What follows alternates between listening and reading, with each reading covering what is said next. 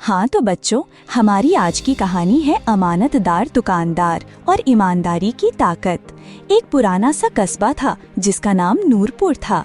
कस्बा ज्यादा बड़ा नहीं था, मगर अपनी गलियों, बाजारों और लोगों की सादगी की वजह से बहुत मशहूर था। इसी कस्बे में एक छोटी सी जनरल स्टोर की दुकान थी जिसका मालिक हाजी रहमत अली था। सब लोग उसे प्यार से हाजी साहब कहते थे। हाजी साहब की दुकान का हाल बड़ा निराला था। दुकान के अंदर हर चीज तरतीब से रखी होती।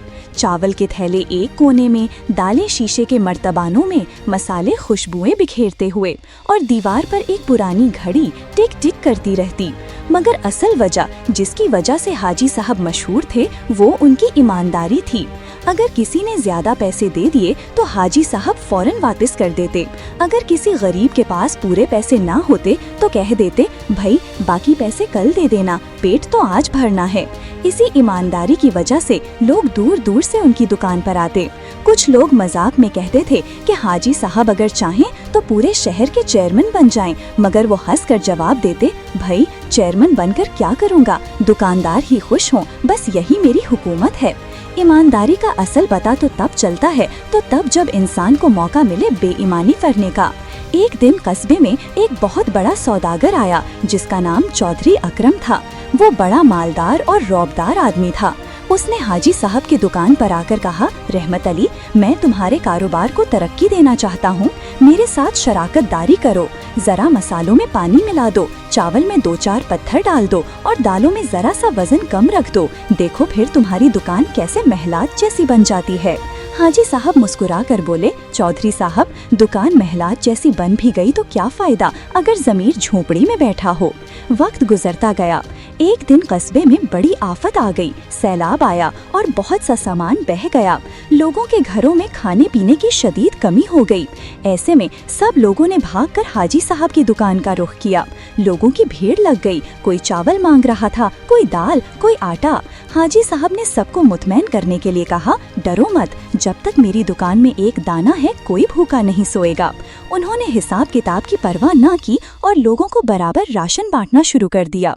कुछ ग्राहक हैरान थे कि इतना कीमती वक्त है, हाजी साहब तो मौका परस्ती करके दाम बढ़ा सकते थे, मगर उन्होंने ऐसा कुछ न किया।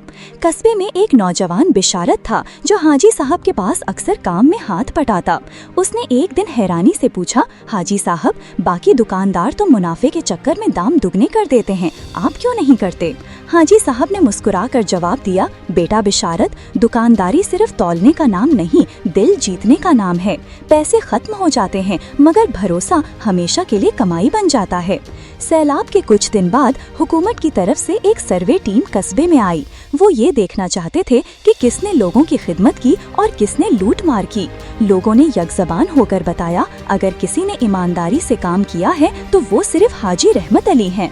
हुकूमत ने हाजी साहब को अमानतदार ताजिर अवार्ड से नवाजा। न सिर्फ ये बल्कि उन्हें बड़े शहर में अपनी दुकान खोलने के लिए सरमाया भी दिया गया। हाजी साहब शहर गए, वहाँ भी अपनी ईमानदारी और दयानतदारी की बदौलत बहुत मशहूर हो गए। बड़े बड़े ताजिर उनसे मुतासिर होकर कहने लगे, हमने कारोबार के हजारों हुनर सीखे, मगर जो सुकून आपकी ईमानदारी में है वो किसी हुनर में नहीं। आखिरकार हाजी साहब ने एक बात सबको समझाई, ईमानदारी कारोबार की जड़ है। जिस काम की बुनियाद धोखे पर हो वो काम एक दिन जमीन बोस हो जाता है, मगर जो काम एतमाद और ईमानदारी से किया जाए वो नस्लों का कायम रहता है।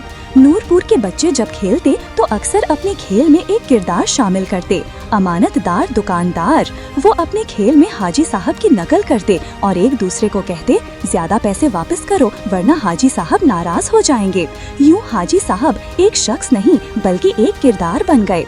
तो प्यारे बच्चों, हमें इस कहानी से बहुत कमाल का सबक मिलता है कि ईमानदारी वक्ती नुकसान दे सकती है मगर हमेशा की कामयाबी और इज्जत का जरिया है। जो शख्स अमानत और दयानत को अपनी ताकत बना लेता है, दुनिया की कोई ताकत उसकी कामयाबी को रोक नहीं सकती।